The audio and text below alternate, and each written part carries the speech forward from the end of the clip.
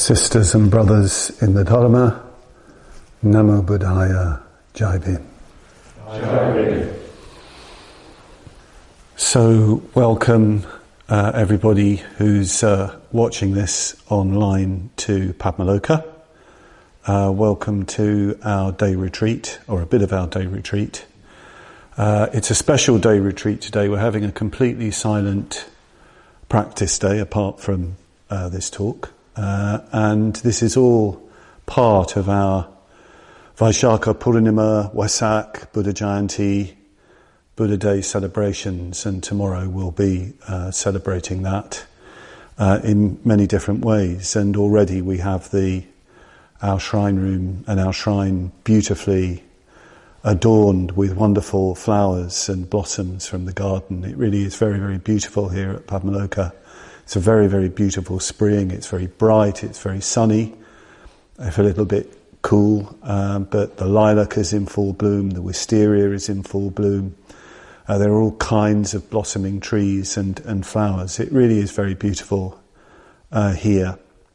And the community, the 18-man Padmaloka community, is also very beautiful. We're all getting on very well, practicing the Dharma together, keeping Padmaloka well tended, and studying and spending time together, as well as keeping up with people online and keeping abreast of events in the world. I think it's true to say that all of us are longing for the day when people can come to Padmaloka again and we can go out and about to communicate the Dharma again. I think we're really missing that, even though we're in wonderful conditions at the same time. We're really feeling it. We really want to communicate and communicate face to face and be with people. Personally, I couldn't quite work out why I was feeling a little bit, not exactly down, but certainly a little bit, how can I say, a little bit sad, I think. And I think it's that. It's wonderful being here. We're blessed to live with one another, but there is a certain sadness at not being able to be with people face to face, being to being, communicating the Dharma more widely. And we can do it to some extent online, but nothing really replaces actually being with people. We're profoundly social creatures, human beings, and we want and need to be together, even though there are great benefits to be had from this period of solitude. And today's talk is on Kshanti Paramita, the perfection of patience. And I must admit, I found this, as the Bodhicaryavatara has gone on, I'm finding it more and more difficult to prepare the talks, partly because of the length of the chapters and the subtlety of Shantideva's argument, partly because of the subject matter. Kshanti, I think, is a particularly profound virtue, certainly for me, even on a sort of ordinary human level, leaving aside the perfection of Kshanti. It's not an easy one. And in correspondence with somebody recently who was rejoicing in these talks, I had to admit to always feeling, both before and after the talks, mostly discomfort and dissatisfaction. I know one shouldn't say this before a talk, but, Shantideva does do really good confession, so here's one from me. And I think what it is, I think studying Shantideva in these conditions and studying in order to communicate what he says to the extent that I can more widely, it's a bit like, it's reminding me a bit of the first long seminar I did with Bhante, with Sangharakshita. Being with Shantideva in this way is like being with a great teacher who's constantly showing you the Dharma, and in doing that is mirroring you to yourself. And that's as well as as much as it's inspirational, it's also profoundly humiliating. And I know many people, when they've studied the Bodhicaryavatara intensively, have put off for life. Don't be put off. I've never been put off. It's just that we have to accept, patiently accept, that this is profound Dharma. And, it will, in a sense, hurt us. it will be a bit painful, as well as uplift us. So that said, let's hear his opening verses of 134 verses. Don't worry, we won't be going through every 134 verses, just a few highlights. So the perfection of patience. Hatred destroys all the good conduct, generosity and worship of the Buddhas performed throughout thousands of eons. There is no evil like hatred and no spiritual practice equal to patience. Therefore, one should develop patience by various means, with great effort. A man with the dart of hatred in his heart finds no peace, neither enjoys pleasure or delight. He does not feel secure and does not sleep well.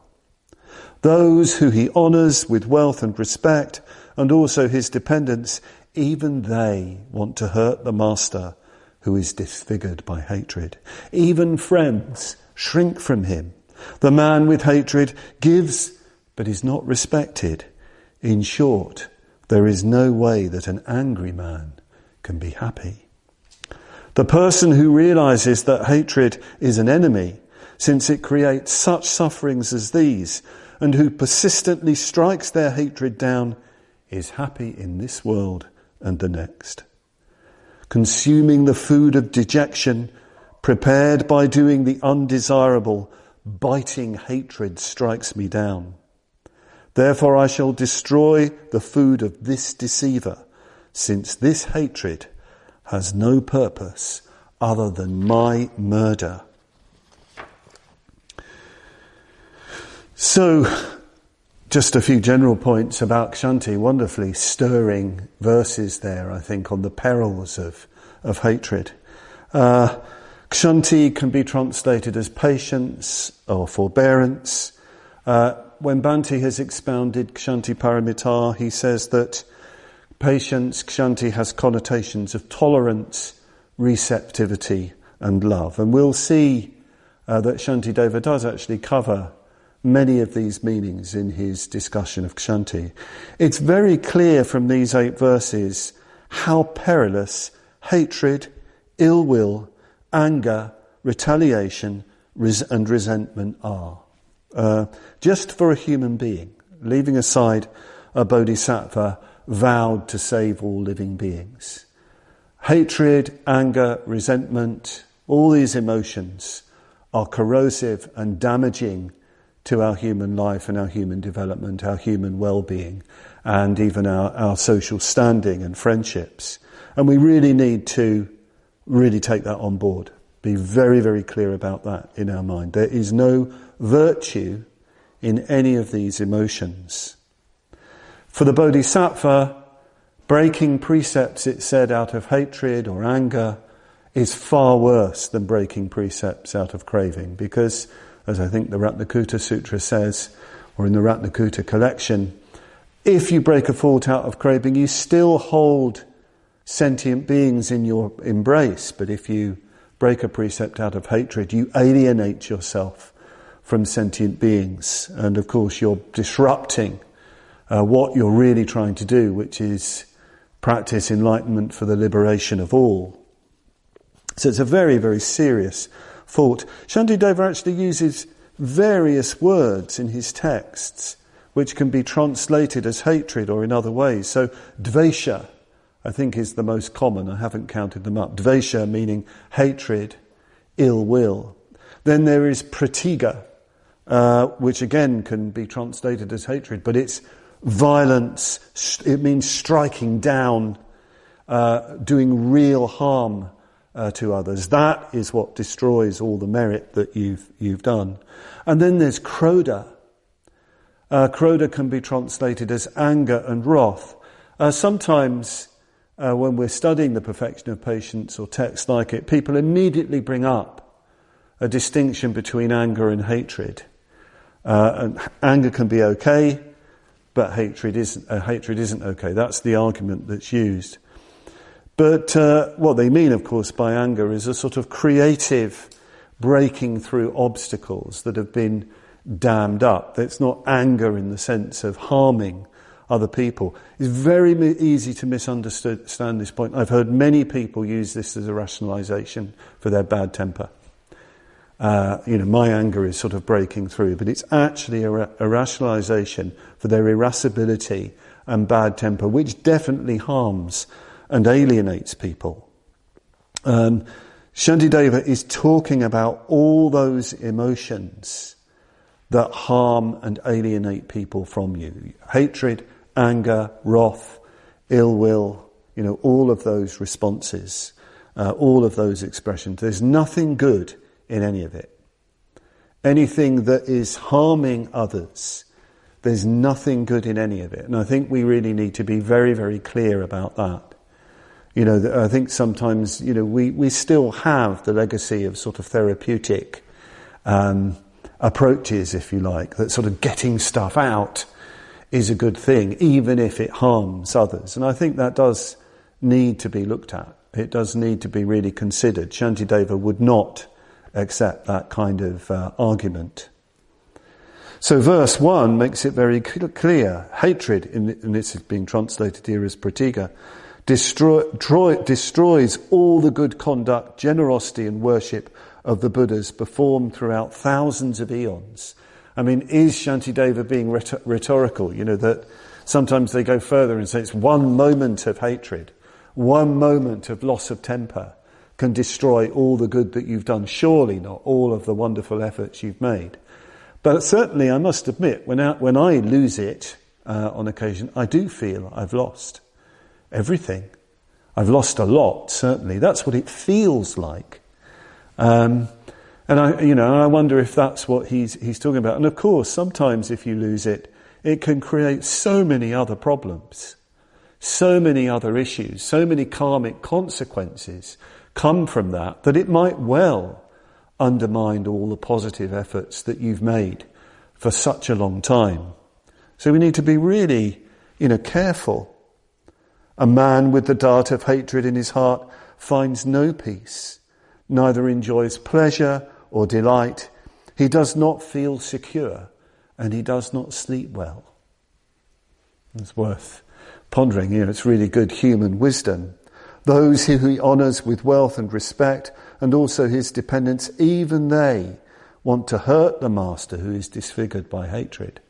So you might be benefiting people in so many ways, but if there is hatred, and it might not be just that hot hatred, it might be a sort of cold hatred, a kind of aloof hatred, which is just as bad, if not worse. People they won't want to be with you. They won't want to be with you. Sometimes, I know people who've sort of got, long-standing, sort of resentment issues, and that's a sort of major part of their discourse, and they wonder why people don't want to be with them. It's obvious why people don't want to be with them. Nobody wants to be on the end of that narrative. Even friends shrink from him. The man with hatred gives, but is not respected. In short, there is no way that an angry man can be happy. Even friends shrink from him. And there's a story which I've told before, but I love telling it because it was one of the greatest teachings I've ever received in my life. I lived in India for many years, and I used to do a lot of retreats at Baja and a lot of Dharma activity with Indian order members. And unfortunately, I used to lose my temper. Sometimes, when arrangements weren't being made properly and not organised properly, and, things can go wrong and so on, seemingly more in India than perhaps in other places. Or it seemed like that to me, or it was my, my cultural expectations, if you like, being disappointed. And I remember one order meeting on a retreat. Something had happened, I don't know what, and I went off on one. And I was speaking very strongly. And the next day, Amoghaditya, who was just recently ordained, and I am his Kalyana Mitra. We were having lunch together, and he said, "You shouldn't talk like that, Padmavajra." His English is not that good, but he's a very direct speaker. He's a night watchman, Amoghaditya, a guard. And that's what he was doing in those days. I think he's the men's Mitra convener in Bombay now. He just said, "No, you can't speak like that. That's really bad. And I said, but, Moggabitya people have to understand that, He said, no, Padmavajra, you can't speak like that. If you speak like that, people will stay away from you, and then you can't benefit them. And it was one of those moments where, I was speechless. He was telling me that I had a good effect, and he was telling me, when you're like this, people stay away and you can't benefit them. Brilliant, clear teaching. That's what happens, and it's true. Our bad temper, can keep people away from the good, that we do, because people can't relax, they can't trust you, they don't know when you're going to blow up, and so on. So, Shantideva has got real insight, I think, here into the dynamics of communication. So the Bodhisattva needs to perfect Kshanti Paramita, because he's profoundly involved with people, with life. He wants the enlightenment of all beings. In other traditions, Shantideva doesn't talk about this so much in the Bodhicaryavatara, but I'm sure he would have been aware of it. You have the ethics of gathering a community, as it's called.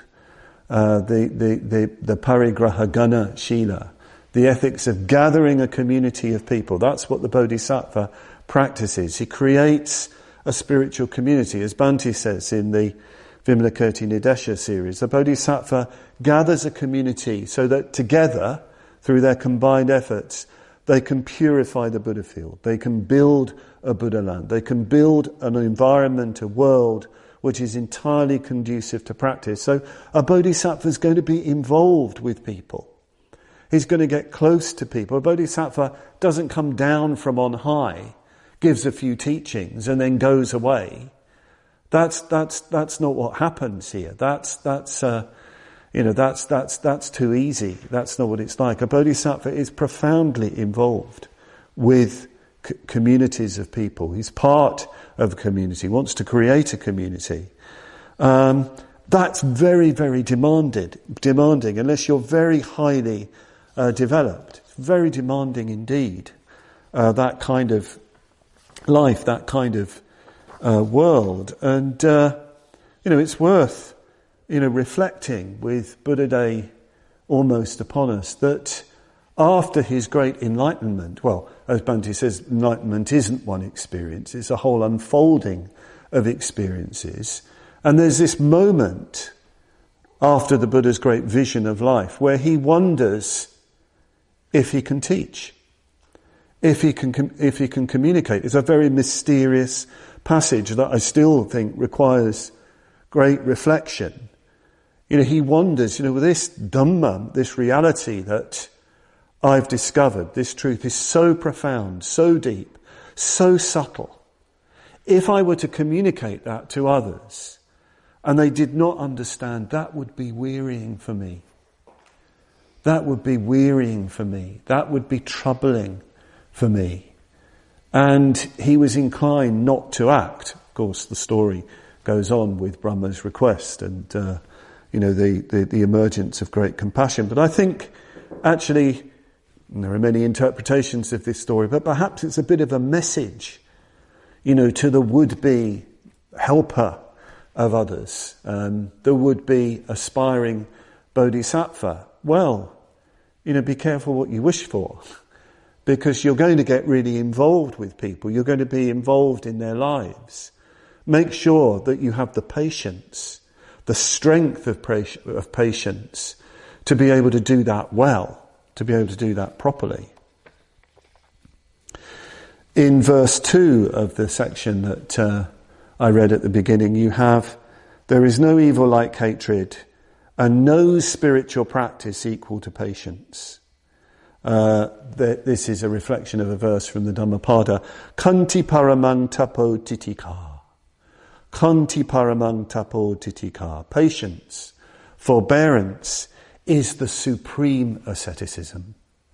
It's the supreme ascetic practice. It's the supreme tapasya.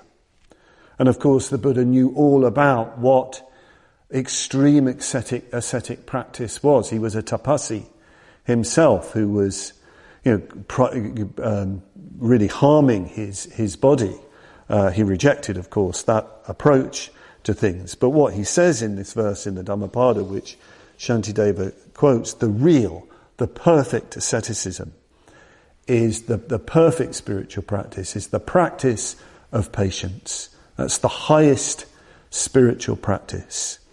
You don't need to harm yourself any more than just be in this world, practicing the Dharma for others and with others. That is the great asceticism. That's the way you're going to make heat. This is the meaning of tapas, the making of heat, the making of spiritual heat. So to refrain from hatred, anger, resentment, blame, irritation, a retaliation in the face of hardship, in the face of attack, in the face of enemies and injustice or their indifference, all that, all the refraining from all that, forbearing in relation to all that, that is the highest spiritual practice, the highest ascetic practice. If we give in to reactive responses, just like ordinary worldly people, we're no different from anybody else, no matter how noble our aspiration. Sometimes, it can almost seem sometimes the sort of irritations and sort of annoyance that we can have as Buddhists in relation to sort of Buddhist matters is as though we're exempting ourselves from the practice of patience. But we're, to the extent that we're reacting in that way, we're just like everybody else. We're no different. There's nothing distinctive about what we're doing. Shanti Paramita makes the Buddhist community distinctive in the way it conducts its affairs and in the way we individually practice. Verses 7 and 8 indicate the conditions for hatred. Shantideva says, consuming the food of dejection, prepared by doing the undesirable, biting hatred strikes me down. Therefore I shall destroy the food of this deceiver, since this hatred has no purpose other than my murder. He likes his strong language, doesn't he? Hatred has no other purpose than my murder, not the murder of others, my murder. But it's this consuming the food of dejection, feeding on duramanasya, in Pali domanassa, which is dejection, melancholy, which comes through frustrated desire, frustrated craving. This food of dejection is prepared by doing what is undesirable, being put together with what we don't want, having what we don't want taken away from us. Frustrated desire. It's feeding on unsatisfied desires, unsatisfied craving that is the cause of hatred. Getting what you don't want, doing what you don't want to do. We need to destroy that food. We need to stop consuming that food. It's interesting, the word for food is ahara, and there's very interesting discussions of food, which we don't have time to go into. It's not just ordinary food, it's nourishment that comes through the senses, or what we brood on. How do we nourish ourselves internally as well as externally? We even, people feed on their anger, feed on their resentment, feed on their disappointment. That's all got to stop. That's all got to end if we want to practice Kshanti Paramita. We have to really do something about that. We have to get to the root of things.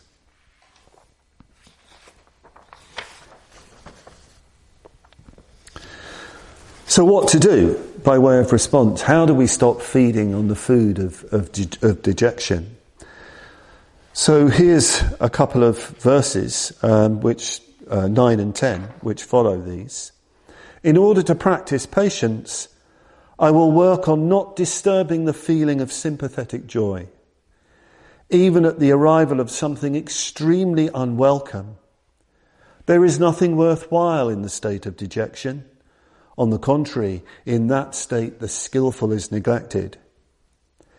If there is a solution, then what is the point of dejection? If there is no solution, then what is the point of dejection? So first of all, there's this wonderful verse. In order to practice patience and to turn away from dejection, I will work on not disturbing the feeling of sympathetic joy, even at the arrival of something extremely unwelcome. This is really, really important. This constant development of sympathetic joy, of mudita. It's a big, big feature in the tradition. You know, really working on your sympathetic joy, working on that rejoicing in others, rejoicing in the good and the wholesome. It's interesting, isn't it, that what opens up to the Buddha after Brahma's request, when he looks at the world, it says he has compassion, but it's a response to beauty. It's seeing all living beings like lotus flowers in that great lake. And there's a sense that his compassion, if you can call it that, his anukampa, his trembling with, is really responding to the good and the beautiful emerging in others. That enables him to teach. And you notice as soon as he has that vision, the Buddha is out there. He's communicating. And where does he go first? He goes to those fellow tapasis, those fellow ascetics who scorn him for taking a little bit of food. That's who he goes to first. And he reflects, they were very helpful to me. They were very helpful to me. He rejoices in their helpfulness. Maybe they will see. So we really need to work on this mudita. If we suffer from dejection, and therefore we suffer from ill will, we really have to practice mudita very, very strongly. Perhaps we can do that in a number of ways. One of the main ways that is recommended very strongly in the tradition is constant recollection of the qualities of the three jewels and the bodhisattvas. Constantly bringing them to mind. We really have to, not be miserable, moaning and complaining Buddhists. I think there's far too much self-indulgent misery and moaning and complaining within the Buddhist community. I mean, it really is dreadful. It's embarrassing and shameful how much moaning there is. But that means, I think, that the three jewels are not rejoiced in. Fact is, we have the three jewels. We have a great teacher. We have a great community. Yes, we can usually add at this point, yes, but there are faults. Let's just stop that, business of, yes, there are faults. Let's rejoice wholeheartedly in what we have. Really wholeheartedly. If you can't, well, I think you're in difficulty because you're just going to be feeding disappointment and dejection. And it's going to harm you, and there will be no progress. So we need to rejoice and really push back any kind of sense that we're somehow, denied access to wonderful things, and therefore we feel it's okay to be miserable and moan and complain. Many years ago, I was listening to the BBC. BBC radio can be wonderful, can't it? And it was a program, I think, called World Roots, and there was an interview with a great Afghani Qawwali singer named Ahmad Sham. He was in the studio with his Qawwali party, and they were singing. And of course, when the Taliban came into Kabul, they went to the area of music where there was wonderful music played, where the Qawwalis live, and they arrested everybody, imprisoned everybody, and treated them very, very badly because, the Taliban, think there should not be any music in Islam, whereas the Qawwalis say, well, music is the way of celebrating reality, celebrating the Lord. And he was asked, well, what was that like? And he said, we have a saying in our Sufi tradition that when the house is taken off the roof, it means that the sun and the sky are really open and you can really see. The sun can shine in fully. In the same way, when everything is taken away from you, it means that Allah can enter our lives more fully, and his blessings and grace can descend upon us more fully. The more they beat us, the louder we sang. The more they beat us, the louder they sang of their joy in what they had been given. Well, if that's true of a devout, mystical Muslim, and if you want to hear one of his best songs, try Rai Mai Khana o Masjid, the way to the mosque and the wine house being the Sufi meeting house. Listen to that, it's fabulous. The more they beat us, the louder we sang. Well, if this is true of a mystical Muslim, and apparently we've got the truth, we've got reality, we have the Dharma, why can't we be like that? In the face of the tiniest things that go wrong. Where is our joy, our ecstatic joy at what we've been given, at what we have? It really does beg the question, doesn't it? And then in these verses, there's that lovely, very famous line, which I gather is one of the Dalai Lama's most favoured meditations. If there is a solution, then what is the point of dejection? There's no need for dejection if you have a solution to a problem that you're facing. If there is no solution, what is the point of dejection? There's still no point in that dejection. It's still going to harm you. It doesn't do any good, that anxiety, that dejection. If there is a solution, then what is the point of dejection? If there is no solution, what is the point of dejection? Perhaps that little verse, we should have it as a sort of maxim during this time, because it is a very frustrating time and dejection can arise. We need to let go of that. We need to do everything that we can to relax and be calm and to release anxiety and fear. Anxiety causes so much aggro, doesn't it? So much aggression and bad temper. I see it in myself. When I'm anxious, I get snappy. I'm immediately sort of flinging out little darts which sort of wound people. Well, that's no good. That's anxiety can often be to do with this feeling of dejection and frustration. Lovely word in Marathi when people are getting all excited and uptight. Shantraha, peace, calm. Calm down, as we might say, but sometimes we say calm down with an anxious voice, don't we? But if there is anxiety and those kinds of emotions, we have to ask ourselves, well then, where is the refuge? Where is the deep reliance? Because if we are going for refuge, we can rest on the Buddha, Dharma and Sangha. We can entrust ourselves to the Buddha, Dharma and Sangha. There is no need for anxiety or dejection. There's no need for this sort of anxious concern. In a commentary on the Bodhicaryavatara, right at the beginning of it, a Nyingma traditional Nyingma commentary, there's a wonderful quote, the 3 terrible oaths of Dorje Drollo. Dorje Drollo being the very, very sublimely wrathful form of Padmasambhava. And the 3 terrible oaths are, whatever has to happen, let it happen. Whatever the situation is, that's fine. I really don't need anything. Great contentment because you have the refuges. You're resting in the refuges. The next set of verses, Shantideva goes through a number of objects, if you like, external things that we need to be practicing patient towards. The next verses are the patient acceptance of the sufferings which are woven into life, the dukkha of life. So let me just read a few of these. Happiness is scarce.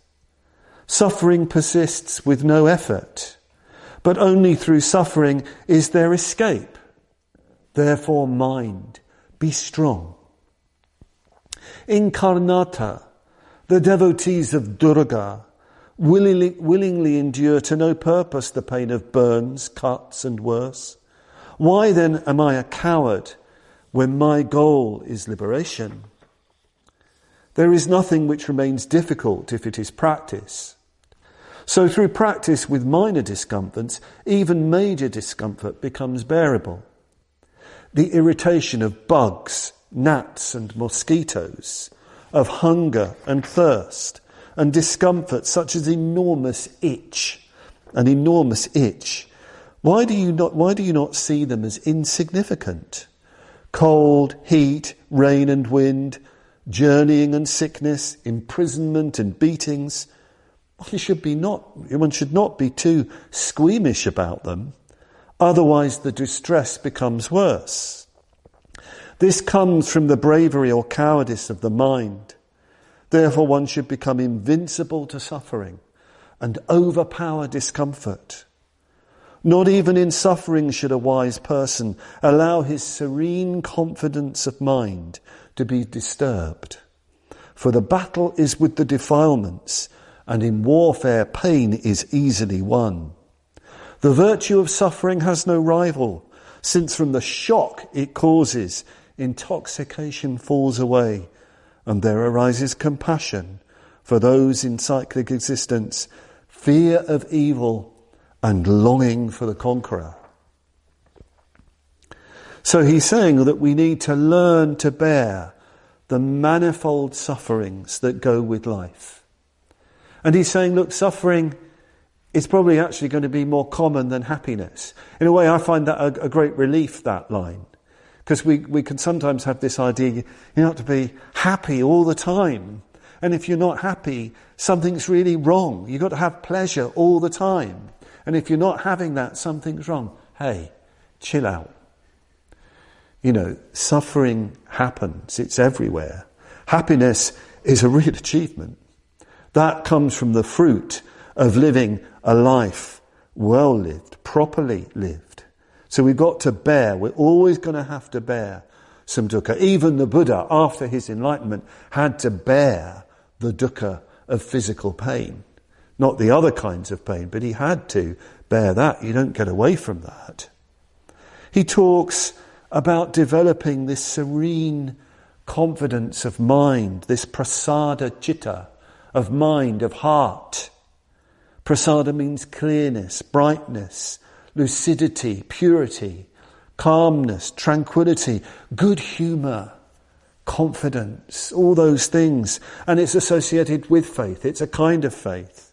It's the faith that is likened, this mind comes when you really contemplate the Buddha, Dharma and Sangha. And they say that this faith is like a water purifying gem that purifies all the mud and impurities in the water, so that the water becomes clear and bright and drinkable. So we need to contemplate the qualities of the three jewels throughout the day, keeping those qualities alive, so we develop this calmness, this serenity, this confidence in whatever is thrown at us.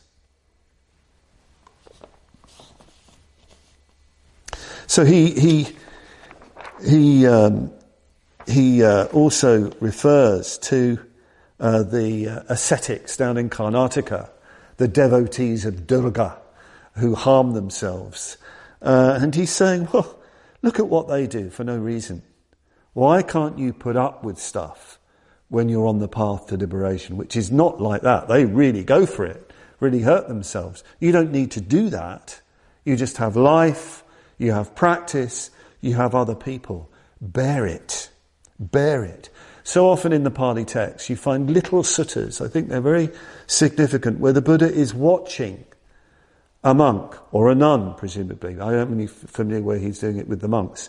And they're sitting there bearing pain and not reacting, bearing what's going on mindfully. We don't know whether the pain is physical or it's in their mind, but they're bearing it. And the Buddha just says, bear it. Bear it, brother. Bear it, monk. And there is a great virtue in being able to bear what comes at you. And yes, Shantideva lists all the different things that you might have to face, even quite quite difficult things. It might be that as a bodhisattva you get into situations where you might be threatened or even experience beatings or imprisonment or something like that after going through all the things like gnats and illness and a great itch and all that sort of thing. You've got to bear all that. Don't be squeamish. Don't be squeamish in relation to all that. Gosh, that's quite something. It's interesting with Kshanti. You have to have a strong mind to practice Kshanti. And he says that. Mind.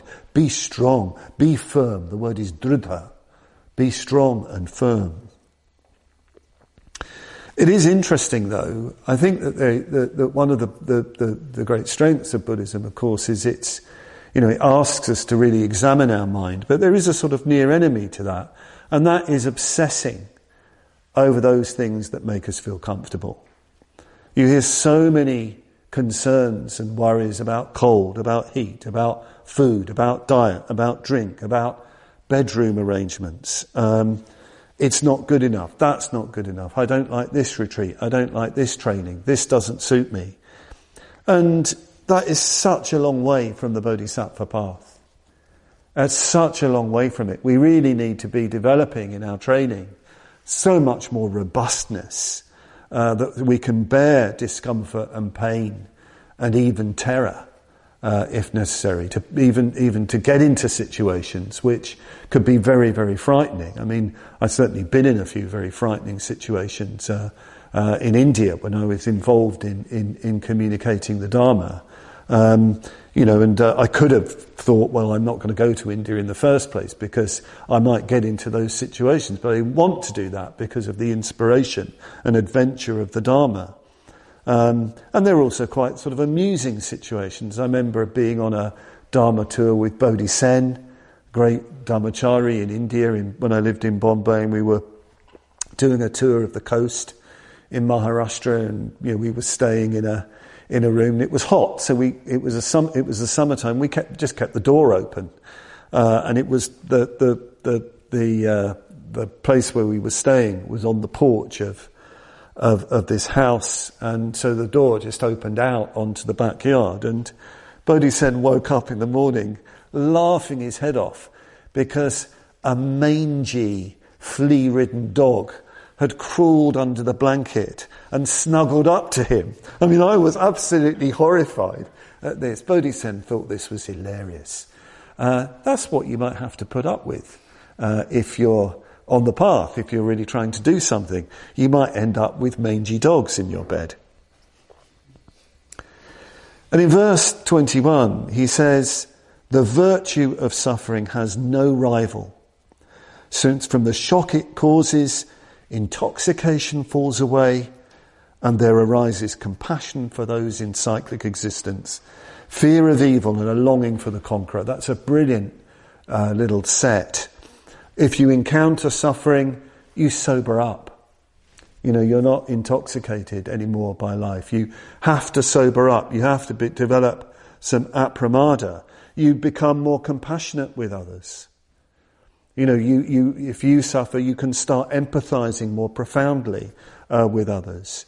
You develop fear in the sense of the fear of the causes that bring about suffering, and you develop a profound longing for enlightenment, a profound longing for the Buddha.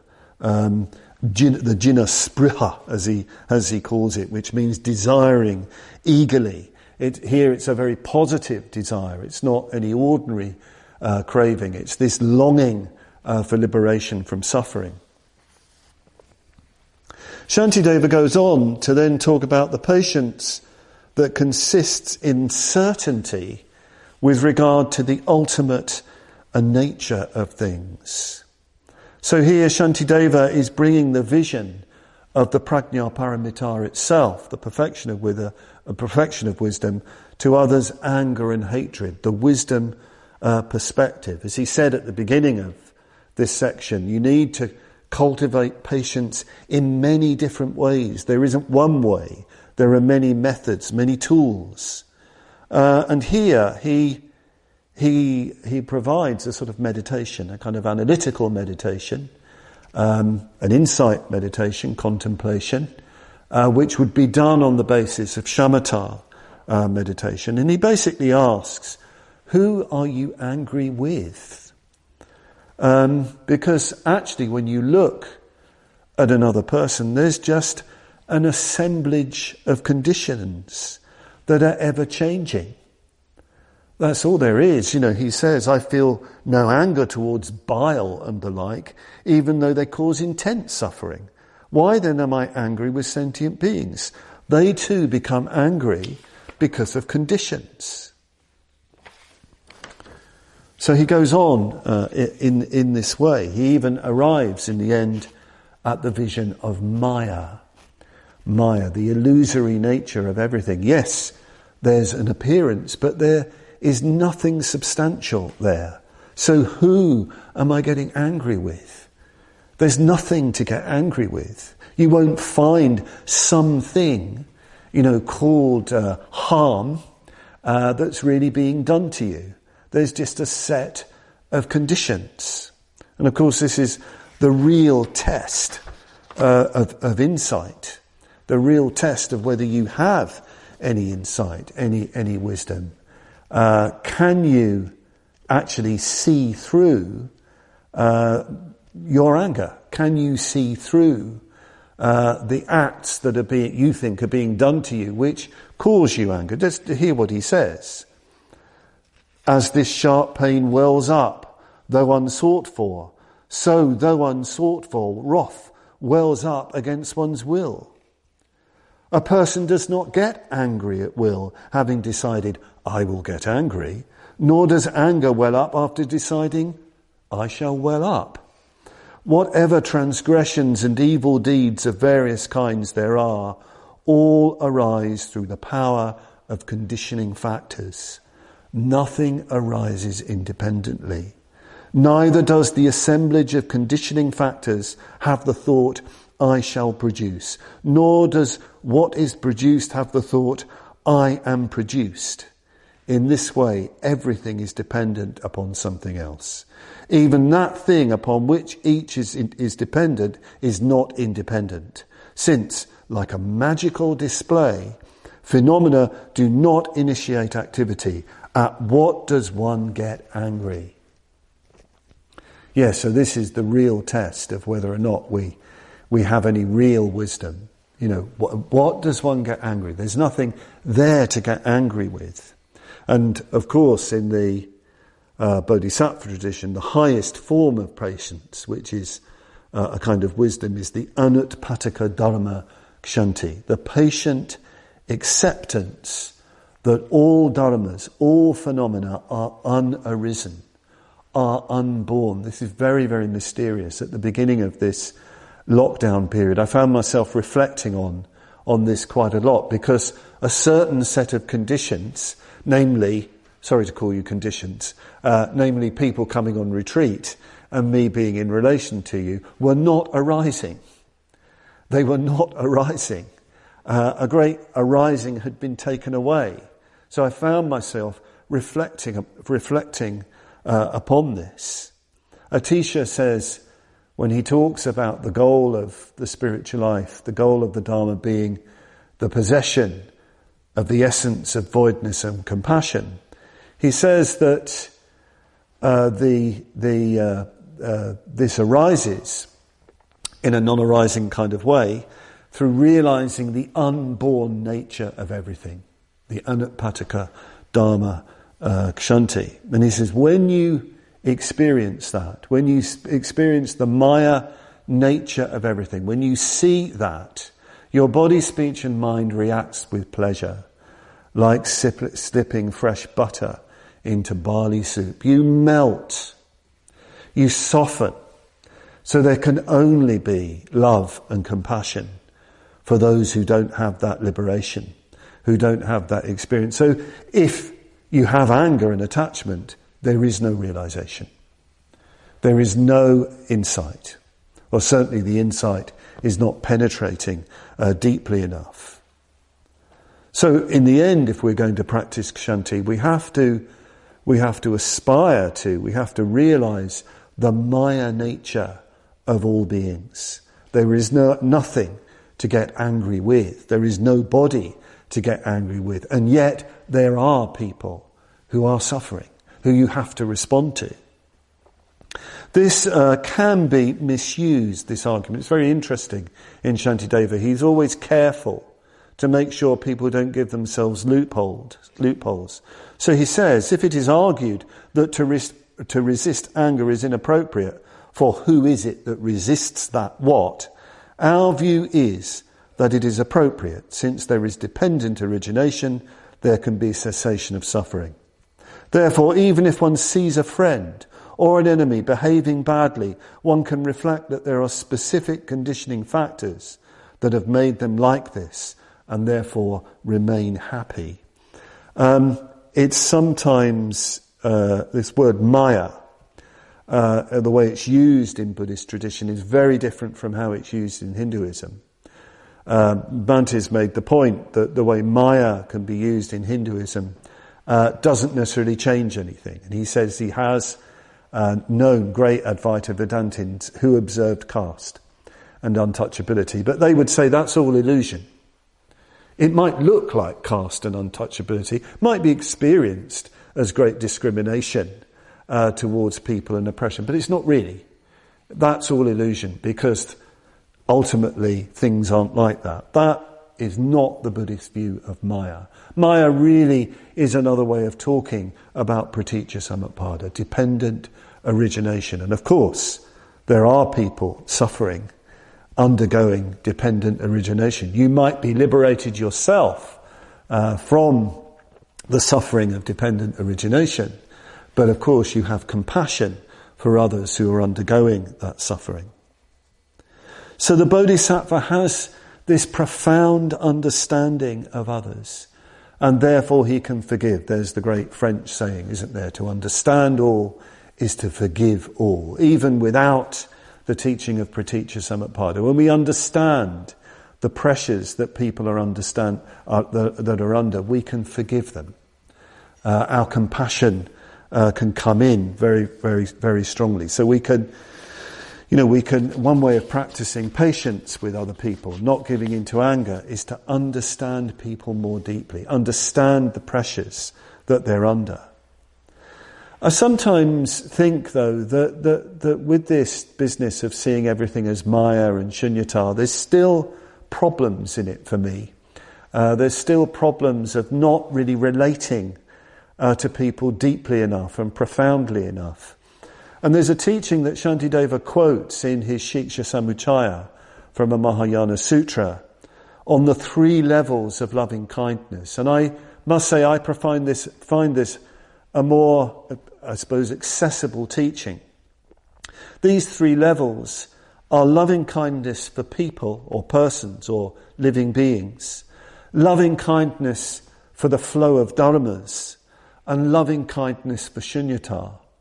They're not really 3 separate things, I think, but rather deeper levels of love and deeper levels of seeing people, of seeing life, of seeing living beings. Of course, we're very familiar with the love for people, the love for living beings. We do that in the Metta Bhavana. We really need to see them as living beings like ourselves. But as our loving kindness goes deeper, we see them as changing living beings, as a flow of ever-changing phenomena. They change in all sorts of ways. And if our love can be for that ever-changingness, it will be a more effective love, a deeper love. And of course, as we look more deeply, we begin to realise that another living being is inconceivable. There are no words to describe another living being. They are, in that sense, shunyata. It doesn't mean that they don't exist. It means that all our ideas about other living beings, about life, just don't obtain. They are there in all of their wonder. So I think I sort of prefer, as it were, this approach to the whole business of the wisdom aspect of relating to living beings. And of course, if you do have that love for the ever-changing nature and the inconceivability of living beings, you'll be profoundly patient and forgiving you'll understand on the deepest possible level, what they're like and what can happen. I remember giving a talk where I first tried to express this, and Bhante was chairing the talks, and he said, yes, that was very interesting. I mean, Bhante, didn't praise me or anything like that, didn't say, oh, what a wonderful talk, he said. It reminded me, he said, of something Lama Govinda said in one of his essays. Look deeper. Keep looking deeper into the nature of living beings. If you look deeper, you'll love more profoundly and more effectively. And we must remember in all of these passages, Shantideva isn't trying to be clever by bringing in the perfection of wisdom perspective. What he's trying to do is give us tools to rid us of our hatred and anger and retaliation.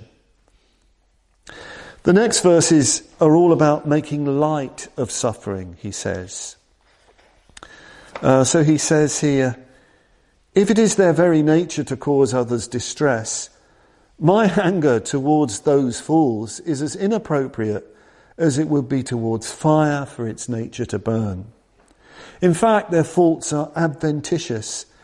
Beings are by nature pleasant. So anger towards them is inappropriate as it would be towards the sky if full of acrid smoke. His the knife and mine the body, the twofold cause of suffering.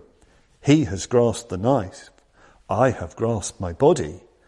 At which is their anger? If I did retaliate, they would not be protected, and I would fail in my practice, with the result that those in torment would be lost. These are just a few verses of making light of suffering. He's trying to get a perspective on things. I think he's trying to be a bit humorous here, I wonder. This business sounds a bit harsh, doesn't it? If it is the very nature of others to cause distress to others, and I'm one of the others, my anger towards those fools, some people might not like the word fools. Bhante translates fools, bala, more kindly, as the spiritually immature. Sometimes it's translated as the childish, but the spiritually immature. Why get angry? That's what happens. People hurt each other. We've done it. So why get angry? That's so inappropriate. I remember it's a slightly embarrassing story. I was leading a study group on an order convention with, I was a young novice private preceptor, and I put a lot of effort into preparing my study for my disciples, to use that language. I'm saying that lightly, humorously, the people I'd ordained. And I was really looking forward to it, and I put a lot into it. And they weren't that interested. They were bored or a bit reactive, a bit touchy. And I got really upset. And I remember, Aloka coming, we were passing, this is at Wyndham College. He said, are you okay? I said, I'm not okay. I'm really upset. And, and he said, well, why? And I said, why? And he said something, and I sort of walked away or something. I was pathetic, really, like a child whose sandcastle had been destroyed, which is an image that Shantideva uses later on. But we talked about it, and he said to me, yes, but what did you expect? What did you expect? Why are you having such high expectations? He didn't mean that, these people are going to be like that. Well, they weren't in the mood. Why should they be in the mood, to study? Why get upset? Why not instead be more creative, more patient in relation to that? It's a very, very good, helpful, very obvious teaching, with such an immaturity on my part. And it's going to be like that sometimes. We put out a lot. We make a lot of effort to communicate the Dharma. People might not be interested. They might be indifferent, bored, irritated, reactive, and you've done your very, very best. If you then react to that in the way that I did, you're failing in your bodhisattva practice. You have to make light of it. This is what happens. This is the way it goes. We're in this situation. I'm one of the spiritually immature. Let's relax with that. We do our best. We do it for its own sake. And if people respond, they respond. If they don't, they don't. But we do it because it's good to do. He says as well, in fact, the faults of other people, even the faults of them hurting you, are adventitious, argunta, incidental. Beings are actually pleasant. The word is peshala in Sanskrit, which can also mean beautiful, lovely, charming. I know that might be a bit of a challenge sometimes, but again, I think that's a great wisdom perspective. Beings are essentially beautiful. I think this is what the Buddha's vision of the lotus is. We have to look for that deeper beauty in people, ignoring the things that that are annoying us. Relate to that, push through to that. Again, my beloved Sufis, the highest realization really for a great Sufi is to see the beloved, the beautiful, true beloved in each and every living thing, in each and every living creature. Everything is a reflection of that. So we need to be striving for that. And again, here we have this famous verse, controversial verse in some way. He takes the knife, I take the body. Who do you get angry with? You've brought the body. They might have brought the knife, but you've brought the body. You could just as equally get angry with that. You are embodied. You've been brought back here through your craving and your unskillfulness. So what are you really angry with? I mean, it's.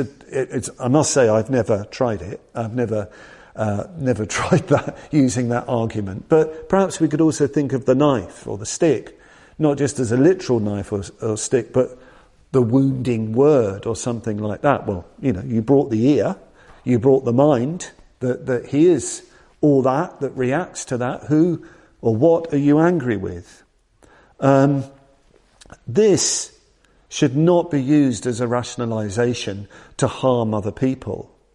It's interesting, in the endlessly fascinating Crybante's comment on this, he does express a bit of concern about this kind of verse, and he talks about, the traditional high caste attitude to the so-called untouchable communities, that they just must suffer their karma of being born in that situation, and we'll help you suffer that by oppressing you and by beating you.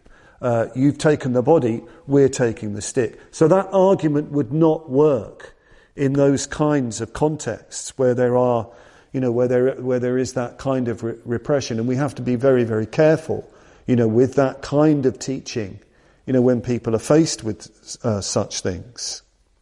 Shantideva uses many, many arguments to make light of suffering. He even goes so far as to say, it's actually through my patience that people are going to suffer more, because their hatred will take them to a really bad place after death. So I really need to have compassion for them, not be annoyed with them. In fact, they're helping me to grow and change on the path through the practice of patience, and they are suffering through that. So he's really trying to turn round and reverse all the normal ways that we look at things. I find this really, really challenging, I must say. Verse 51 says, if I did retaliate, they would not be protected, and I would fail in my practice, with the result that those in torment would be lost.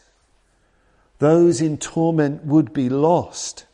If I retaliated. In the Vimalakirti Nidesha, where it's talking about the Bodhisattva's great love, Vimalakirti says, the great love is the love that is kshanti, because it protects both self and other so as to avoid all injury.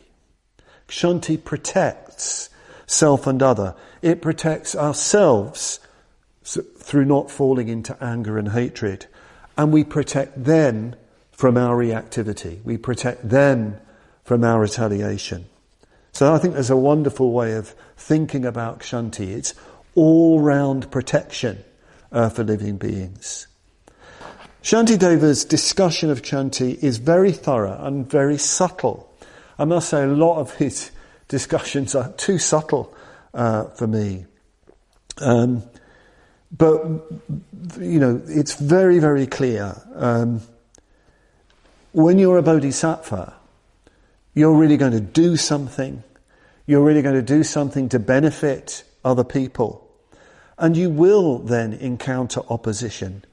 Don't avoid it. Face it. Don't give up acting with love. Act well in the face of disfavour.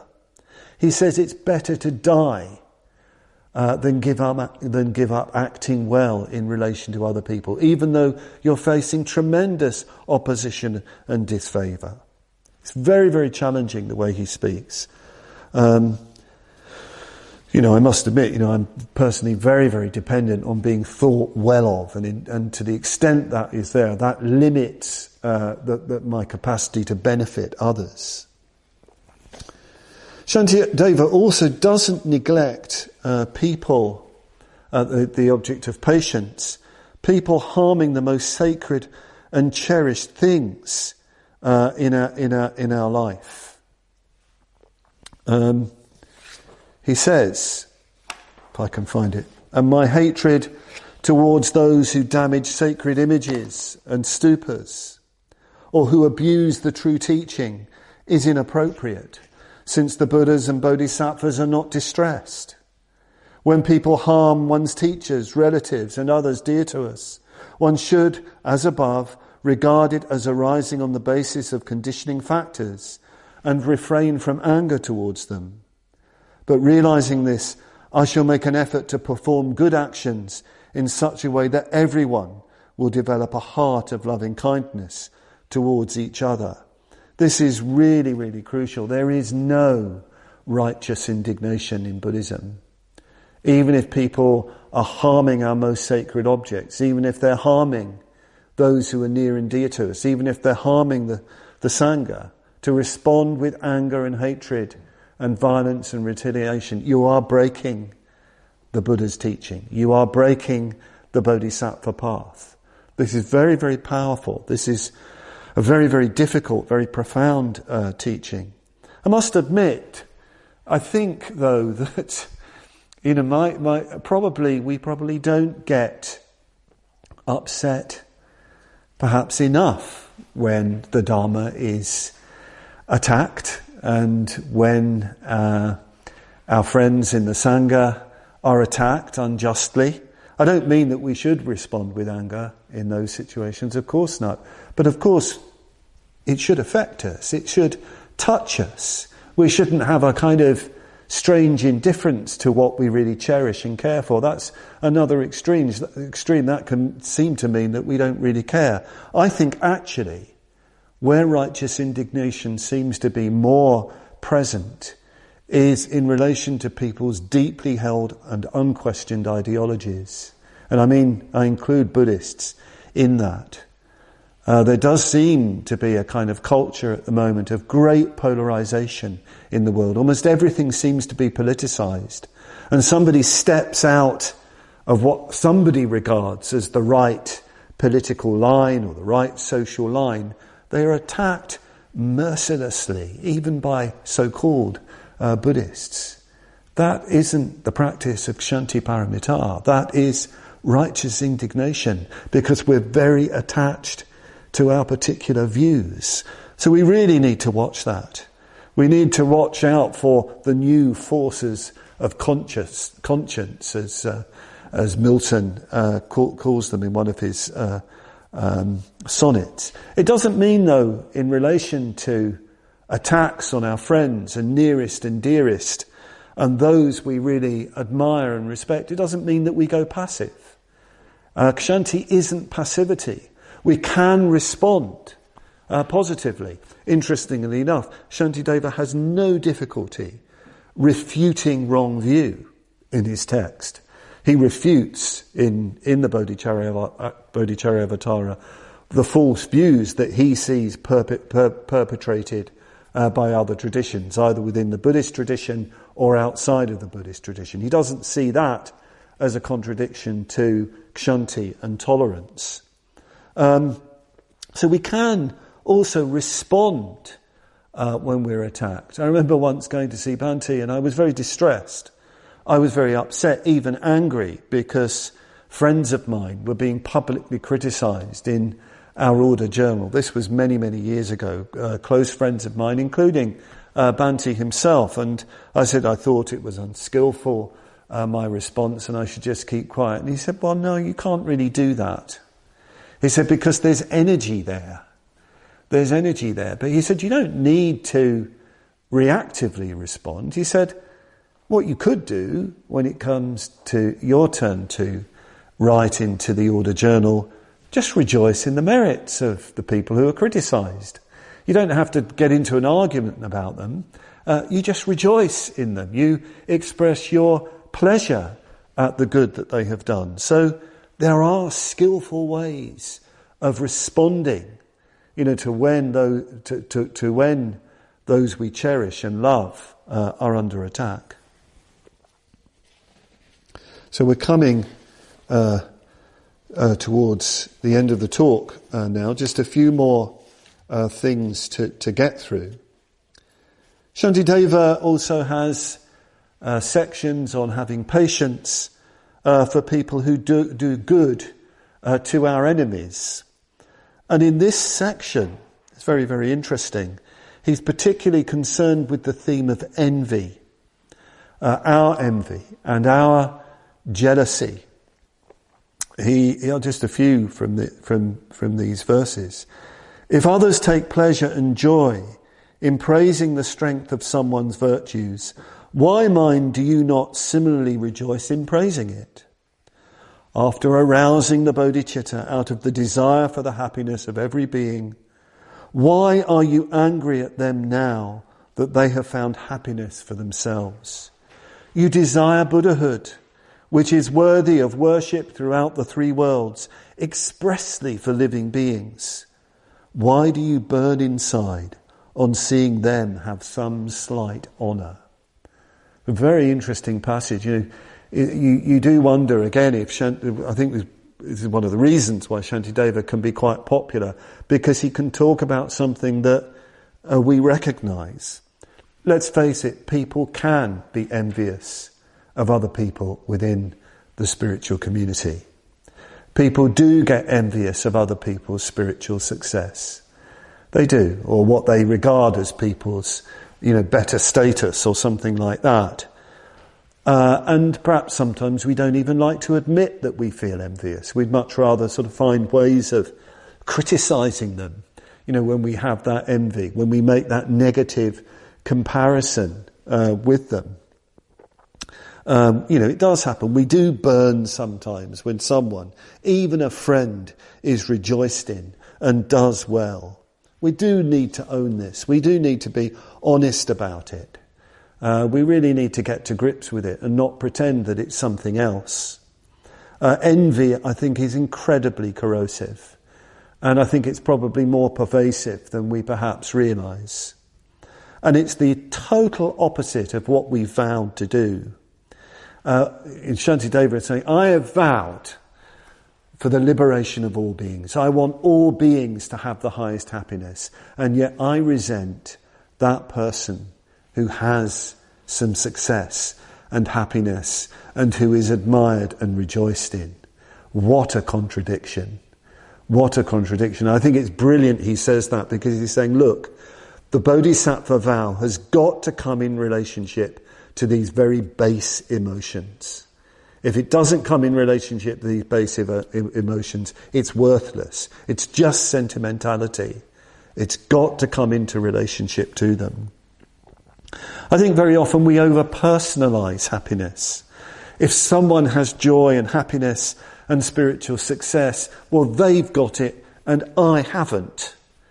But it's such a weird state of mind, isn't it? Because actually their happiness is happiness for everyone. It's happiness coming into the world. There isn't actually that separation between ourselves and others. So if we rejoice in it, they've made us happy. We are increasing the happiness with the rejoicing. Greater happiness Greater qualities are coming into the world through the punyana modana. So we really need to practice kshanti in relation to the successes of others. It's a great little aphorism of Bhante in Pieces of Fire. It is easy to forgive people their vices. What is sometimes more difficult is to forgive them their virtues. Sometimes we won't forgive people their virtues. Shantideva's discussion of patience builds and grows to a point where he can say that those who harm us, our enemies, are our greatest friends and teachers, worthy of our deepest reverence. When I first saw an interview with the Dalai Lama on his first visit to England in the 1970s, I was still living with my parents. I was quite shocked when he was asked about his attitude to Chairman Mao. He said, well, I think he's my greatest friend. He is my greatest teacher. And the interviewer, you could see, was completely stunned and baffled. Well, why? Because he teaches me patience. He teaches me love. And of course, I had no awareness of Shantideva then. But this is straight out of classic Bodhisattva practice, and he meant it. You could see that he meant it. You know, the Dalai Lama, with that deep care and connection to the Tibetan people, he's not saying that lightly. He is my greatest teacher and friend, because he's teaching me the most profound patience. It's an incredible thing to say. You know, after all, friends who praise us, who love us, Shantideva says, well, they'll actually destroy our samvega, as it's called. Samvega means our sense of urgency. We become comfortable with our friends and complacent, so we don't grow and we don't really change. I don't think we need to go and seek out enemies. I wouldn't recommend that. I think just being in the Sangha together is enough. Not that I mean that the Sangha I'm in is full of enemies, but it's challenging enough just being thrown together with people who are very different from ourselves, or even worse, rather like ourselves. You know, we've got to really change and respond and practice in relation, to them. And there's that great story, isn't there, of a teacher taking that very rough chai servant, or that attendant with him, who was very rude and unpleasant, because he wanted to really test his bodhicitta. And the second visit to Tibet, he wasn't with him because he said he didn't need that attendant, because the Tibetans gave him enough tests for his practice of bodhicitta, a practice of patience. So Shantideva reverses all the usual ways of seeing and evaluating. It is really in dependence upon his malign attention that patience is produced. And in that case, it is really he that is the cause of patience. I must worship him as the true Dharma. For this reason, the sage has said, the Buddha has said, that the fertile field of living beings is the fertile field of the conquerors, because many have reached success and spiritual perfection by honouring them. The lords of sages become joyful at the happiness of living beings, at whose distress they are sorrowful. To satisfy these creatures is to satisfy the lords of sages. To offend them is to offend the sages too. Now, to honour the Tathagatas with my entire self, I become a servant to the world. Let streams of people place their foot upon my head or strike me down. Let the Lord of the world be satisfied.